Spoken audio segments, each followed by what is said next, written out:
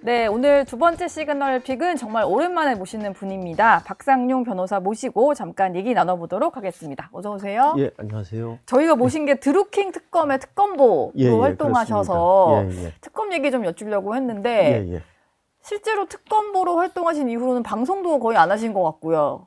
그렇죠? 예. 그렇습니다. 제가 경찰 출신 변호사로서 그 드루킹 특검보로 임명이 돼가지고 그 3명이 임명이 됐는데 수사기간 동안에 제 대변인 역할을 하고 그 다음에 이제 공소 유지가 중요합니다. 김경수 사가 이제 전 지사가 기소가 돼가지고 제가 유일하게 3명 중에 유일하게 이제 그 수사했던 참여했던 그 특검보로서 공소 유지까지 하게 됐습니다. 1심, 2심 중간에 이제 제가 나왔습니다. 결과적으로 대법원에서 형이 확정이 됐고 뭐 다 처벌까지 받은 뭐 그런 사건이었고 가장 좀 성공한 특검이었다라는 평가를 받고 있잖아요. 뭐 그러기 위해서 다들 좀 노력을 많이 하셨을 것 같은데 왜 성공했다 이렇게 가장 큰 이유가 있을까요? 그 허익범 특검의 그 수사 의지가 참 중요했던 것 같습니다. 그분이 그 수사는 증거로서 얘기한다 이런 얘기를 했거든요. 불필요한 말씀을 별로 안 하셨습니다. 그리고 그 당시에 그 특히 공소유지에 있어서 특별수사관, 검사보다는 특별수사관의 힘들이 많이 중요했고 그때 포렌식이 제일 중요했거든요. 왜냐하면은 그때 이제 킹크랩 그 관련해 가지고 로그 분석 상당히 힘들었습니다. 그다음에 그 댓글의 어떤 유형 분석 이게 이제 2심에서 재판장이 이걸 또 분석하라고 했거든요. 그때 이제 그 허익범 특검까지 밤을 새가면서 그걸 분석을 해가지고 그 혐의 입증을 해가지고 결국에는 대법원에서 그 김경수 전 지사에 대해서 유죄 판결을 이끌었죠. 그게 당시 여당 유력 인사를 향한 좀 수사가 되는 거라서 정말 부담이 있으셨을 것 같은데. 그렇죠. 그래서 그렇기 때문에 이제 특검 할 때 검사가 중요한데 파견 검사도 그때가 13명이었습니다. 막판 특검 시작할 때까지 검사들이 잘 참여를 안 하려고 했습니다. 왜냐하면은 그 당시에 왜냐하면은 그 현 정권에서 그 당시에 정권에서 김경수 전 지사라는 또 그 현 정권 그 당시에 문재인 정권과 있었기 때문에 이분 경남조사장에서 수사를 하게 되면은 혹시 자기가 불이익을 받지 않을까. 그래서 그 당시에 보통 수사에 참여했던 검사들이 공소유지를 하면 다 남는 게 정상입니다. 그런데 그때 검사 2명이 남았었고 2명 중에 1명은 또 그만뒀습니다. 복귀했어요. 그래서 그 당시에 수사검사 1명이 1심까지만 했습니다. 상당히 어려웠죠. 여당의 어떤 유력 인사를 향한 수사였고 그래서 그 당시에는 검사들이 파견을 가기도 좀 꺼려하는 그런 특검이었군요. 그런데 오히려 저는 특검은 그렇기 때문에 그 존재 의의가 있었고 그래서 이건 성공한 특검이다라고 그렇게 이제 그 회자되는 것 같습니다. 보통 이제 그런 얘기들을 하죠. 특검은 그렇기 때문에 보통 야당에서 많이 요구들을 하고 근데 지금 이재명 정부 초기에 3가지 특검이 동시에 진행이 되게 됐는데 그건 좀 다른 거잖아요. 이 3개의 특검이 그 기존 이제 저희가 했던 특검하고 좀 틀린 게 뭐냐면은 이미 수사를 해가지고 수사가 끝난 것도 있고 종결한 것도 있고 또 지금 공소가 진행되는 것도 있습니다. 특히 이제 내란 그 특검 같은 경우에 내란 사건 같은 경우에는 지금 재판이 진행 중에 있거든요. 그러면 이거를 과연 어떻게 특검에서 할 것인가 이 부분이 제일 중요하겠죠. 특검은 그 조 특검이 조은석 특검이 그런 얘기했습니다. 사초를 쓰는 심정으로 특검에 임하겠다고 했습니다. 역사의 기록을 남기는 그렇죠. 걸로. 이거는 그거보다는 원래 검찰은 공소유지가 목적입니다. 공소유지라는 특검은 검찰은 의미가 없거든요. 그러면 지금 내란 사건에 있어서 많은 부분이 지금 기소가 돼가지고 재판을 받고 있거든요. 그러면은 지금 특검의 역할이 뭐겠습니까? 기소가 되지 않은 다른 사건을 다른 피의자를 갖다가 기소해가지고 재판을 회부해야 되거든요. 그렇지 않으면 아무 의미가 없지 않습니까? 그래서 지금 현재 진행 중인 공소가 제기되고 있는 사건과 어떻게 결합할 것이냐 이 부분도 조은석 특검이 고민해야 할 부분이라고 저는 생각합니다. 그런 부분까지 좀 고민을 해야 될 것 같다. 드루킹 특검 계셨으니까요. 김경수 전 지사가 윤석열 정부에서 특별 사면이 되었고 또 이재명 정부 초반부터는 이제 행정안전부 장관으로까지 좀 거론이 되는 상황이에요. 본인은 대법원 확정 판결이 나온 이후에도 뭔가 이제 본인의 죄를 좀 인정하는 모습은 보이지 않았거든요. 뭐 사면까지 되고 이렇게 이제 장관으로 거론되는 상황을 좀 어떻게 보십니까? 특검했던 사람으로서 예. 특검해가지고 공소유지에 충실했고 네. 그래서 유죄 판결이 나왔고 본인이 그거를 수용하든 안 하든 간에 그거는 별개 문제라고 저는 생각하고 있습니다. 예. 예. 알겠습니다. 짧게 말씀 주셨고 예. 앞으로 진행될 특검 얘기를 조금만 더 해보겠습니다. 아까 가장 중요한 게 증거에 기반해서 하는 수사 뭐 이런 얘기들을 하셨는데요. 지금 3가지 특검이 동시에 굴러가는 상황인데다가 전 정부를 겨냥한 수사이고 지금은 집권 초잖아요.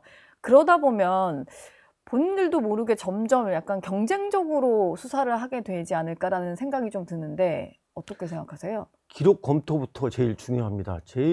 저희가 특검을 시작했을 때 경찰에서 수사가 진행 중이었고 네. 김동원 씨와 김경수 전 지사도 수사를 했었습니다. 그리고 검찰에서는 김동원 씨에 대해서도 기소가 된 상태였고 네. 그럼 그 기록을 복사를 해야 됩니다. 그리고 그걸 분석을 해야 됩니다. 그 다음에 제가 그때 특검님한테 건의를 드린 게 뭐냐 하면은 너무 기록도 중요하지만 기록만 치우쳐서는 안 된다.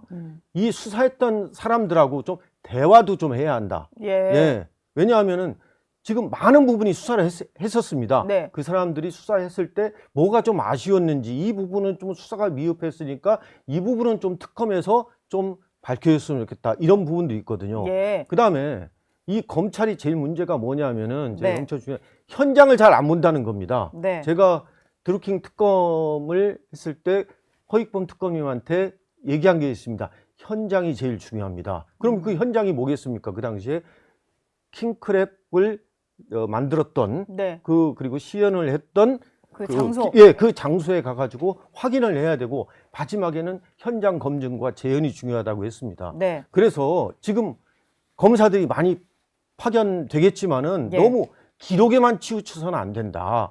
그런 생각을 많이 합니다.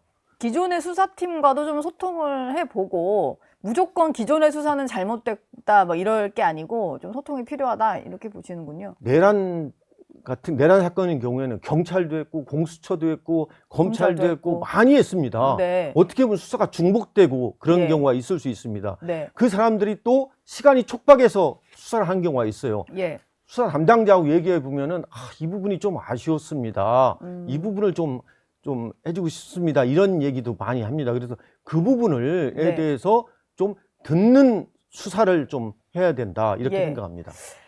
지금 최혜병 특검의 이명헌 특검 같은 경우는 특검 시작도 하기 전에 VIP 경로설로 실체가 바뀌어서 박정훈 대령이 억울한 기소를 당했다 이런 얘기를 좀 했습니다. 이걸 놓고 이제 국민의힘 쪽에서는 이미 수사 방향을 정해놓고 하는 수사가 어딨냐 이런 얘기가 좀 나와요. 어떻게 들으셨나요?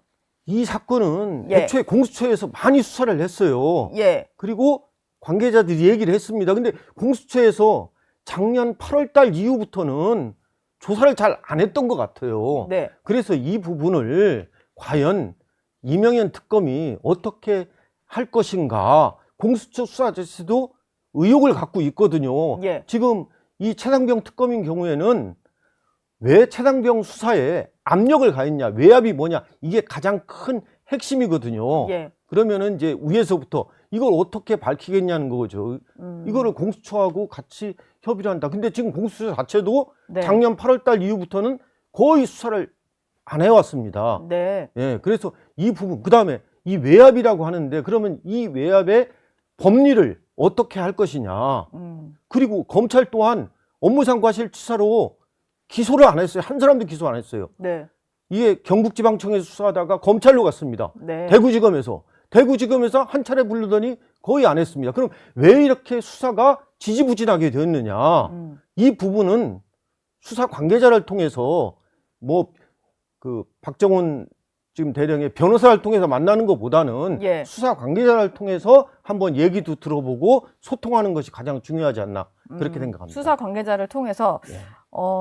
마지막으로요. 이게 그동안의 특검들 보면은 성과 없이 끝났다, 뭐 세금만 낭비했다 이런 지적들을 많이 받았고 그 와중에 드루킹 특검이 그래도 성과를 냈고 수사기간 연장 없이 좀 깔끔하게 종결이 된 그런 특검 같아요. 어떤 점에 주력하면은 이렇게 좀 성공을 할 수 있다. 뭐 조언 같은 거 해주실 게 있을까요? 수사를 벌리지 말아야 됩니다. 예. 너무 확대하지 말아야 됩니다. 수사는 집중과 선별이 중요합니다. 핵심만 그렇습니다. 하는 거. 특검의 의지가 중요하고 특검도 많이 들어야 됩니다. 경청을 해야 됩니다. 예. 예. 막 답을 정해놓고 하는 수사 이런 게 좀 진행이 될까 봐 아까 제가 또 이명현 특검 얘기를 여쭤본 건데 그것도 좀 경계해야 되는 부분인 거죠? 수사에 너무 의욕을 가지다 보면은 예. 억울한 사람들이 또 잘못되는 경우가 있어요. 예. 저도 가장 안타깝게 생각하는 게 드루킹 특검 과정에서 노회찬 전 위원님께서 네, 그 네. 유명을 달리하시는 거에 대해서 정말 저는 안타깝게 생각합니다. 예. 그리고 이거는 언론들이 지켜봅니다. 그리고 특검에서 조사 받으면 그 사람 나가서 또 기자들이 또 인터뷰합니다. 예. 예. 그렇죠. 그리고 그 부분에 대해서 대변인을 통해서 확인을 합니다. 네. 저는 그때 그런 얘기를 했습니다. 예. 사실을 확인해 줄 수 없다라는 얘기를 했습니다. 네. 예. 제가 말 한마디 잘못했으면은 예. 노회찬 의원의 주검이 네. 저로 인해서 예. 될 수도 있겠다는 의혹을 받기가 쉬웠거든요. 그래서 말을 수사하는 일단 사람은 아껴야 되고. 말을 아껴야 한다. 그다음에 이거를 취재하는 기자들도 항상 팩트에 기반을 해서 해야지 네. 추측 기사를 내면 안 된다. 이렇게 생각합니다. 수사는 증거를 기반으로 하고 그렇습니다. 기자들 기사 쓸 때는 예. 팩트에 기반하고. 그렇습니다. 네, 알겠습니다. 드루킹 특검보를 맡으셨던 박상민 변호사 모시고 지금까지 얘기 나눠봤습니다. 말씀 감사합니다. 네, 고맙습니다.